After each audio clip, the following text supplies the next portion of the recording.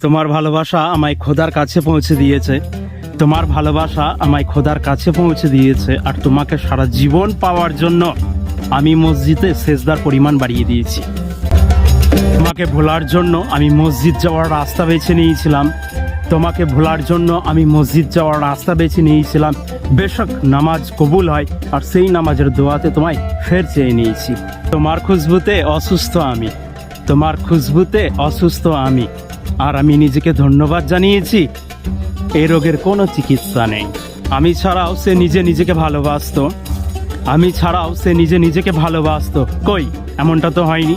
সে নিজেকে ধোঁকা দিয়েছে। কবর, কাফন, জানাজা এগুলো তো শরীয়ত। মরে তো তখন মানুষই যায় যখন তাকে মনে করার কেউ থাকে না। দুটো লাইন প্রত্যেকেই তোমরা রিলেট করতে পারবে তোমাদের লাইফের সঙ্গে। তো লাইন দুটো এইভাবে শুরু হয়েছে যে, কে বলে খোদাকে দেখতে পাওয়া যায় না, কে বলে খোদাকে দেখতে পাওয়া যায় না।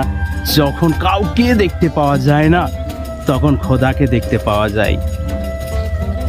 হে হাই, আমি শেখ ডায়েরি ব্লগ থেকে শেখ বলছি। কেমন আছো তোমরা সবাই? গাইজ, এসছি আমাদের বাগানের কাছে জমি দেখতে, তো ভাবলাম তোমাদের সঙ্গে দুটো লাইন শেয়ার করি।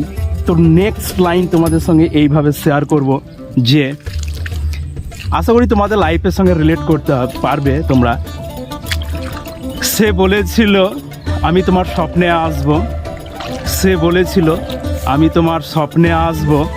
আমি বললাম প্রমিস করো, আমি সারা জীবন শুয়ে থাকবো। তো গাইজ, কেমন আছো তোমরা সবাই? দুটো লাইন আশা রাখি তোমাদের সবার মন ছুঁয়ে যাবে। তো লাইন দুটো এইভাবে শুরু হয়েছে যে, খোদা তোমায় কোন খুশবু দিয়ে বানিয়েছে, খোদা তোমায় কোন খুশবু দিয়ে বানিয়েছে। তোমার ছবি দেখলে তোমার ছবি দিয়েও খুশবু বার হয়। হে হাই, আমি শেখ ডায়েরি ব্লগ থেকে শেখ বলছি। কেমন আছো তোমরা সবাই? গাইজ, মাঠে এসেছিলাম, আর বিকেলে মাঠের সৌন্দর্যটা একবার দেখো।